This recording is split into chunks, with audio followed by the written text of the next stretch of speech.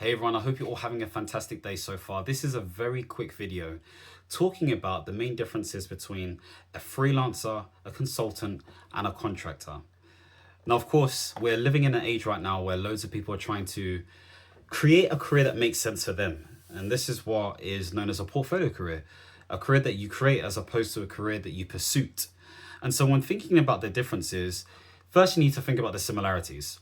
Of course, with all three of them, they're working independently, they are setting their own rates, they're working for an end client, they have to sort of resource their own things, and they deliver outcomes under a flexible environment. So they all share those different similarities. But what are the things that are slightly different? Well, when thinking about a freelancer, I want you to think more like coders, designers, anyone who is taking on multiple different tasks in order to support different clients or different projects.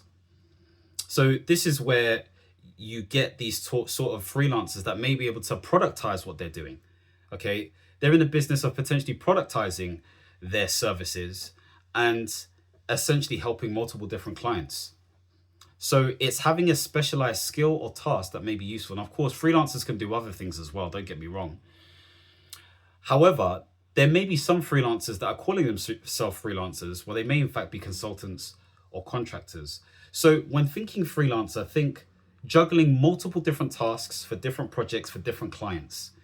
And typically you'll find these freelancers on places like Upwork and, Fiverr and all these different places. Or they may be throwing out their services on social media potentially. So freelancers are literally people who take on multiple different tasks and projects. The next one to think about is contractors. So with a contractor, and I'm talking more about inside IR35 contracting for those watching within the UK, they are individuals who are brought in to do a defined function. Okay, they've got a defined role. And they typically fill in gaps within a team. This may be maternity cover.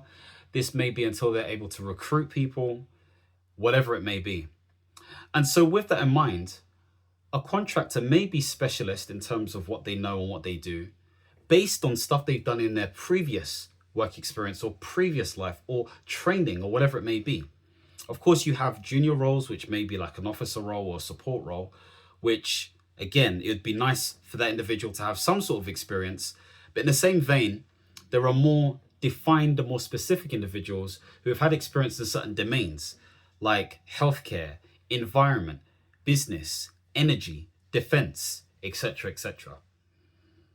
And so typically, these individuals may be even treated like they're part of the team, but not part of the team. They're kind of in a gray area.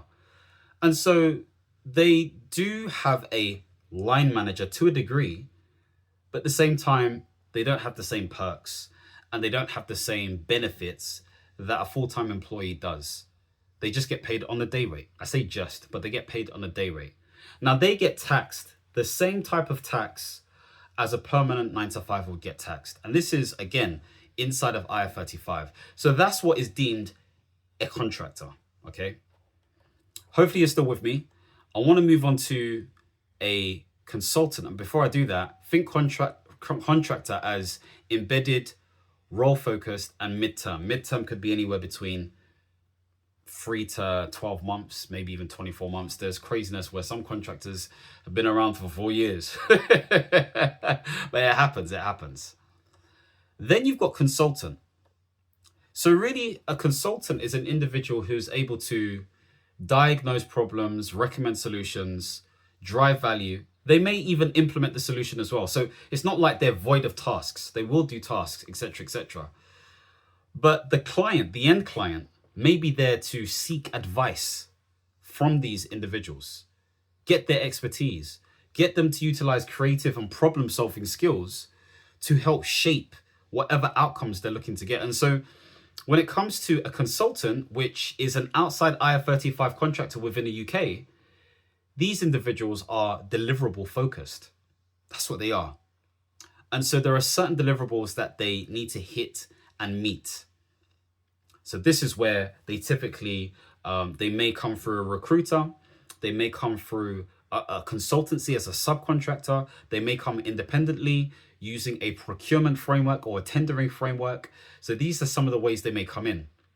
And they may be working under a limited company, their own or somebody else's, or something else that the end client can approve, okay? And so with that, there is some sort of proposal where they will highlight how many days they are going to be working for, how many weeks or whatever it may be, depending on the procurement thresholds. And I'm not going to get into all of that stuff.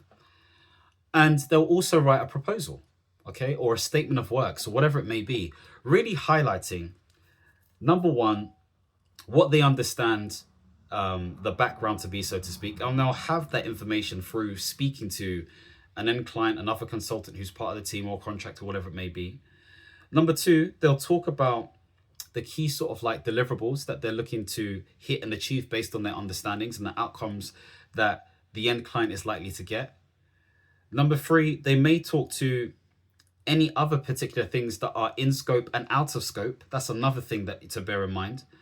And number four, they may talk about what this proposal includes and what it means they're allowed to do. So maybe declaring their outside of IR35 status or whatever it may be, okay? There may be a few other things involved, etc., and clarity centered around, of course, the rate, whether that is a day rate, a value-based rate, an outcomes-based rate, whatever it may be. Okay, so these are the typical things that are involved. And so when it comes to the work, based on what they've put in their proposal, okay, they'll deliver that work. Now, of course, there may be a caveat, okay, and most consultants have this, where there will be a line in that proposal statement of works that basically says, and any appropriate consultancy works that could contribute towards the deliverables or to the end outcome, or whatever it may be, which gives them the license to say yay or nay to certain things. That's essentially what it is. Any additional works that is required needs to be chargeable, needs to be biddable. Okay, so that's essentially how it works. And of course, you know, different to the contractor, they don't have to work specific time. They may do for, you know, ease of communication and stuff, but they don't have to, okay? They don't have to say when they're on leave and this and that, X, Y, and Z. Of course, the freelancer is the same, but of course, there are specific deadlines they need to hit based on tasks. So if we look at all of it, you've got task-driven, okay, when it comes to the freelancer, typically. When it comes to the contractor, you got tasks and functions, so to speak, okay? And yes, you could argue strategy as well. You're not void of that. And then when it comes to the consultant, more strategic, but of course, there'll be tasks involved as well, more deliverables focused. And so you can see the spectrum in terms of how it all works.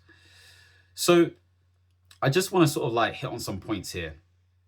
When thinking about your stuff, okay, in terms of whether you're a freelancer, contractor, consultant, think to yourself, do I work alone? Okay, and I've written this down. Do I work alone or as part of a team? Am I being hired for tasks, roles, or outcomes? Do I work across many clients or go deep with one? And of course, you can see where the links are. The working alone one is more of the freelancer. Am I being hired for tasks, roles, or outcomes? That's a variation of all three. And do I work across many clients or go deep with one? Okay, so this is like freelancer versus the consultant. So freelancer, many clients, task-based, contractor, one client, role-based, consultant, few clients, value-based. So hopefully that gives you a sense of the difference between the three. And actually what you may be looking to do. Of course, if you're looking to become some sort of contractor or consultant and you want to see if you are ready, I've actually got an assessment that I created. It's in its beta stages at the moment. So feel free to check it out, fill it out. Only take about 5 minutes. And it'll give you some tips and prompts in terms of what you need to be considering, what you need to be looking at. And of course, taking the actual survey, you know, allows you to think about whether you are in fact ready to jump into this space. If you want to see more videos centered around portfolio careers, contracting, and consulting, don't forget to subscribe and hit the notification bell. And as always, my friends, understand, reach, and expand. Peace.